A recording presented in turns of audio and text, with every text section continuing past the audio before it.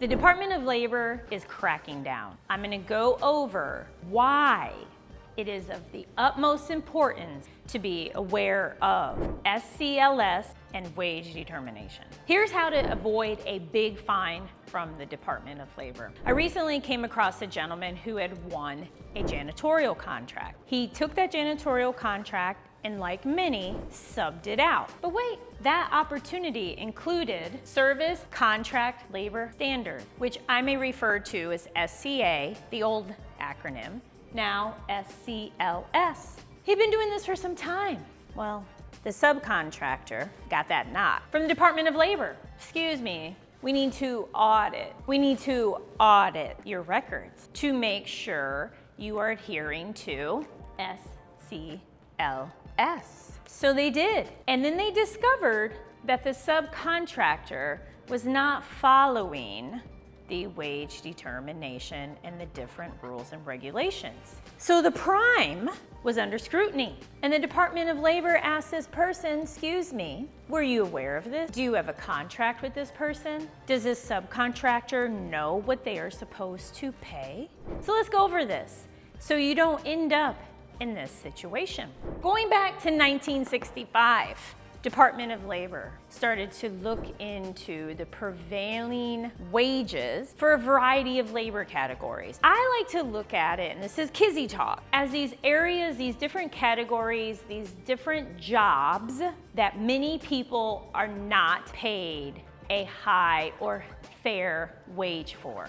Janitorial, clerical, some very simple data entry. Are you aware that 2 states, Wyoming and Georgia, have minimum wages that are less than $7.25? So imagine life back in 1965. So the federal government, Department of Labor, came up with wage determination. So they use their various formulas to determine for a slew of labor categories, and you can check this out on Sam.Gov, the minimum wage that should be paid for that category that meets their requirement. And there are certain contracts, like the janitorial one I talked about, that fall under SCLS, which I also like to call SCA. If the contract is less than $2,500, it doesn't apply. I know I've won a contract that was quite small. I think the smallest I've ever won, that we ever won at KPC, was maybe $2,800. So chances are that's not gonna happen.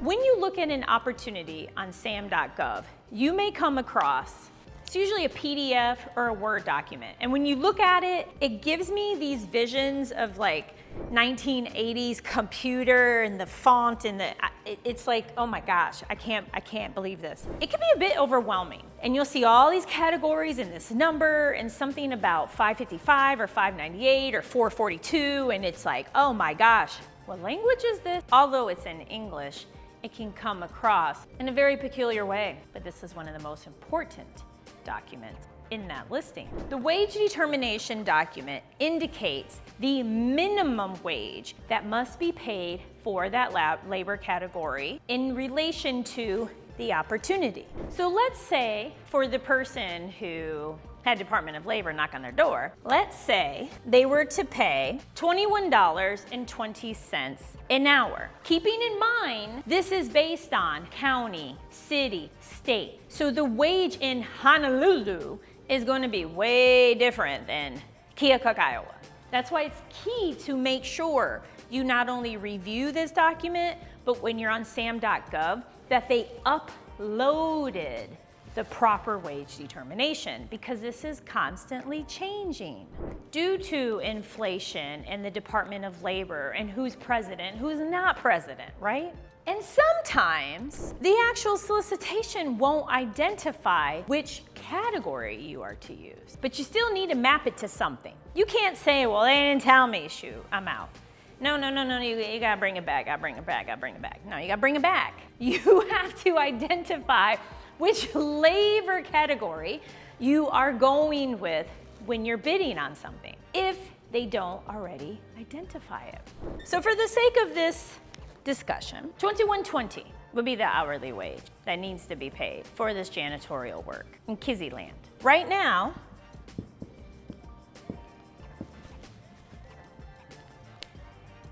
every hour worked, the employee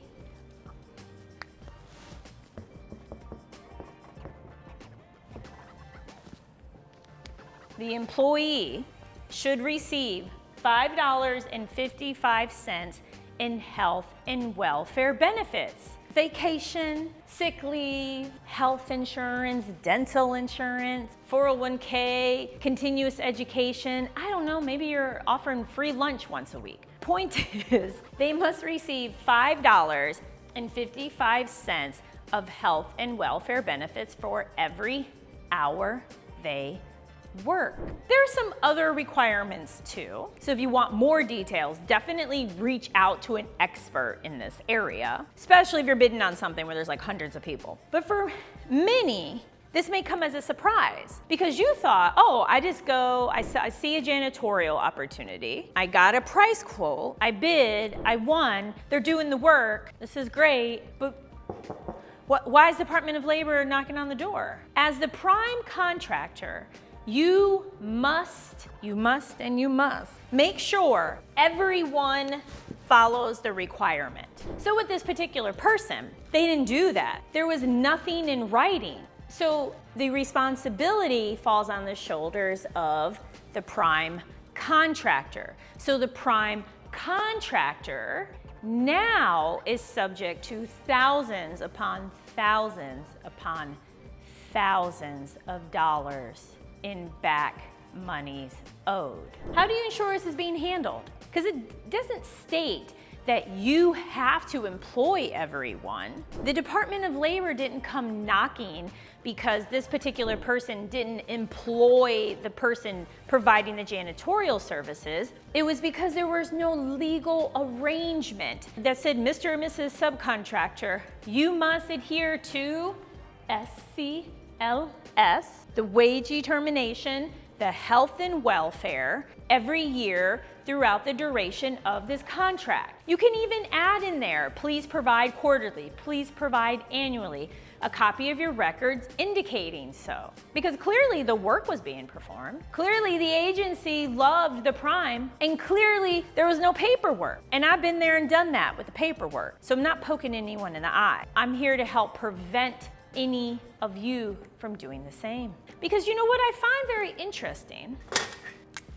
18,000. I've come across janitorial opportunities, 18,000, 14,000. I came across one recently when working with a coaching student, and the company who won, it was like a gentleman's name.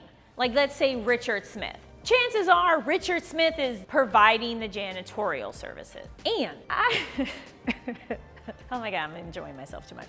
And I've come across opportunities where it was $18,000 and I did the following, which is a bonus strategy. I Googled the city and the title for that janitorial opportunity, and I came across the following. 21. We are looking to bring on team members, $21 an hour, 1099 to provide janitorial services at XYZ location. Wait, hold on a second though. Wait. Now chances are, maybe the wage determination for the one that I found, maybe it's different, but maybe it's not. So if someone is being paid $21 as a 1099, but wage determination says $21.20, and you're supposed to take in consideration health and welfare, this isn't really calculating. Be aware for any of all who have, or you're looking at opportunities that include wage determination that fall under SCLS, to adhere to it, to ensure that your subcontractor adheres to it. If you're going to go the 1099 route, you're going to have to pay more than that number there. At the end of the day, the onus is on you, the prime contractor. When that contract is issued and your name is there and you're the one that signs, you are responsible. That is why Department of Labor knocked on the door of the prime contractor, because it was up to that person to ensure, to flow down, as my old mentor used to say, all of the requirements to everyone involved. If you're not able to reasonably compete then bid on something else, bid on something else. While the current president changed one of the rules around the amount of money that needs to be paid to contractors per hour with an executive order, nothing has changed with the Department of Labor. If anything, the $555 is going to continue to increase. For some opportunities, it's $598.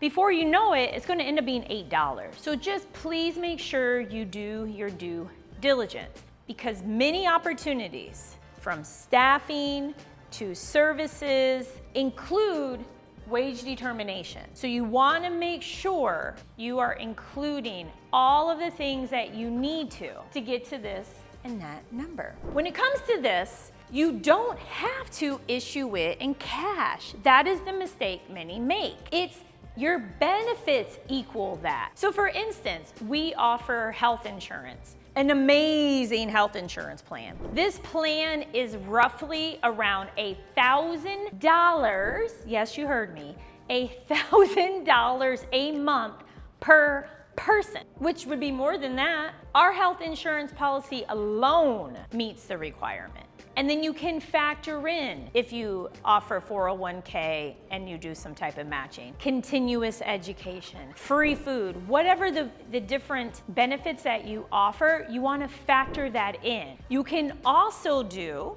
a mixture, kind of like when I'm redeeming points, you could do a mixture of cash and points, right? So you can do a mixture of, okay, here is $1.50 an hour, and the remainder is covered by health insurance, dental insurance, the other perks that we offer. As long as you have things documented, you flow everything down to any and all subcontractors, and you ensure the team is paid, you won't run into any problem. If you haven't already, check out winnerswaybook.com. Like, subscribe, hit that notification. I love and adore each and every one of you. Thank you guys so much for everything.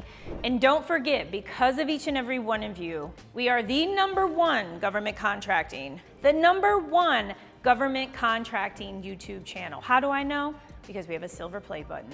Because of you. I love you all so much. Like, subscribe, hit that notification, winnerswaybook.com. Thank you.